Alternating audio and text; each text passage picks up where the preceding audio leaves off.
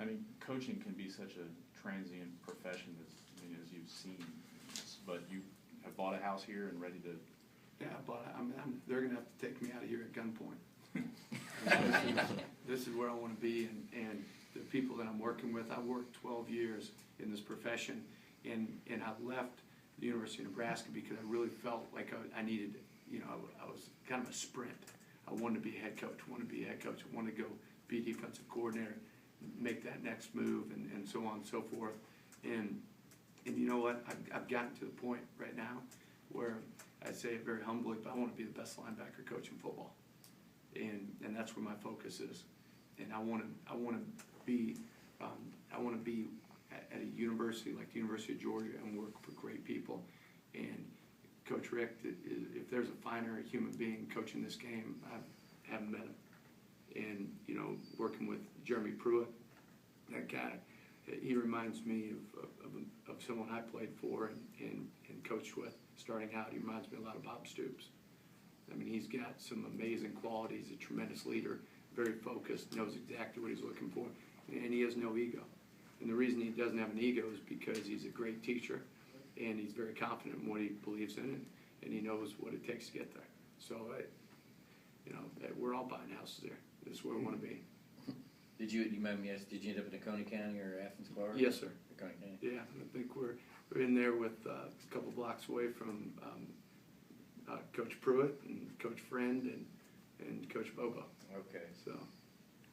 I think Coach Rick had said that some of the coaches had to look at bios maybe from the media guide during mat drills in terms of to know their players. Are you getting a handle on those guys? Yeah, that would be me. I was one of those guys. But yeah, it takes a little bit of time. We're trying to get our hands wrapped around the recruiting part, so know every young man in the state of Georgia. That's where we're going to kill it in the state of Georgia, and we're also trying to obviously learn get to know our players, and that it takes a little bit of time. So I know my position guys right now, and I'm branching out from there. It's a little bit confusing the way the responsibilities are in. Can you explain what you understand is to be your role in special teams and linebackers? Well, I think in general, what Coach wanted to do is he wanted to have an offensive emphasis on special teams and defensive emphasis. And one of my responsibilities is to head up the defensive part of that. But it's a collective unit or collective responsibility. We're all going to be involved. I mean, I'm going to be coaching on every single unit, and Coach Scher is going to be coaching on every single unit. And a lot of us are. So we may be heading it up and pointing it in the right direction, but we're all going to have our hands on it, and we'll play well. To be clear, is punt return a defensive special team or an offensive special team? No, we'll be in charge on our side, on the defensive side. We'll be in charge of kickoff cover and punt return and field goal PAT block. What is your background in terms of during your career in special teams? What have you coached through your years? I've been a part of coaching every aspect of it, and headed up a couple different units, and it's something that as a player I loved. I mean, and I think it's a little bit easier to coach it if you did it, and it's something I can relate to, and I understand what these players, how they feel about it, and how you really have to get them to buy into it. And when you come here, I mean, one of the biggest things is for these guys to understand that a lot of them have aspirations to go on to the next level. Well, one of the first questions that any scout asks when they come in is, what special teams does this young man play on? And they track it back from his freshman year. That's where they start, because about 5% of the players that are drafted go in and start in the NFL, and those other guys, they better be making their money on special teams. So it's pretty easy. I mean, if you don't want to play on special teams, you're crazy. I mean, you really are. And not only because of that, but because you want to win, and you want what's best for your team, and you want to compete. Mike, when the transition happened out in L.A., did you I mean, even before that, have you had aspirations to coach in the SEC? Was this something that kind of always interested you to come here? I really enjoy the South, and I really, obviously, everybody in coaching, you look at the SEC, and it's the number one conference, period.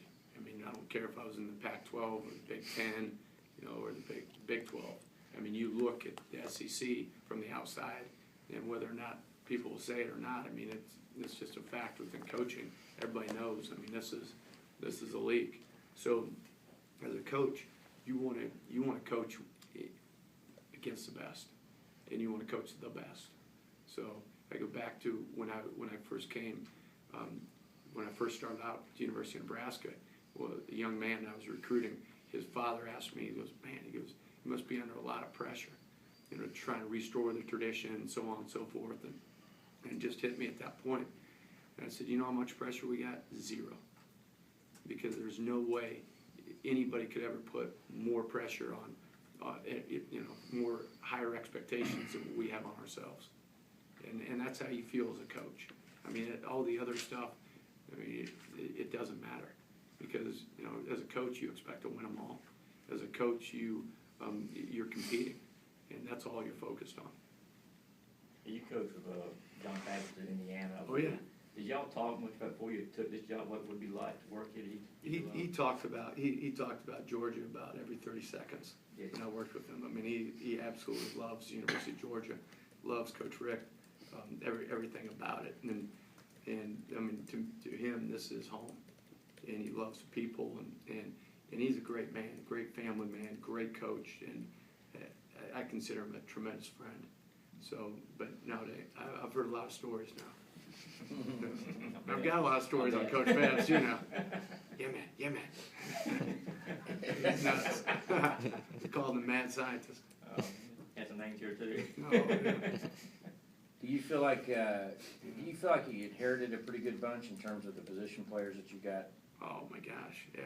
I mean, I feel like we've got a tremendous group, and just extremely excited to work with these guys. And all I see is I look back and I watched the film before I came, and I'm not so concerned, obviously, schematically what they're doing and what they're taught, but I just want to see what they can do, and I saw enough that I'm extremely excited. And now working these guys out in the morning in mat drills, I think the sky's the limit. And I think, to me, if we don't develop into the best linebacking core in the country, I've failed. That's how I look at it. And I'll throw it out there because that's just how I'm wired. Meeting some of these guys in person, we know they kind of have big personalities. Who's stuck out the most since you've been here for a short time? As far as linebackers? Yeah. As far as the linebackers go, I mean, I think they're still trying to figure me out. I think, who's this tall, good-looking guy coaching me now? But that's what I tell them, too. If they don't laugh at my jokes, they're not going to play. So, but I think there's just kind of that feeling out process right now. It's kind of what we're going through. And as a new coach coming in, you've got to gain their trust, and you've got to get out there, and you've got to prove that you can teach them and you can make them better. And once you do that, once you get over those initial hurdles, you start really kind of seeing who they are. But it's just all part of the process. Yeah, the inside linebackers were used to the two different positions here. I don't know if it's too early to say this, but is what you're going to be teaching very similar to the two positions they were already playing, given the 3-4 defense and a lot of the carryover? Really, we're going to play a lot of different things, I believe, on defense. And to me, what we're going to teach is we're going to teach technique, number one. And it's so many times, this day and age, I mean, it gets so involved in the scheme and everything else, and the technique part of it, which is really, to me, the biggest part. When you break it down, I mean, playing linebacker, it's an efficiency of movement. How efficiently can you go from point A to point B?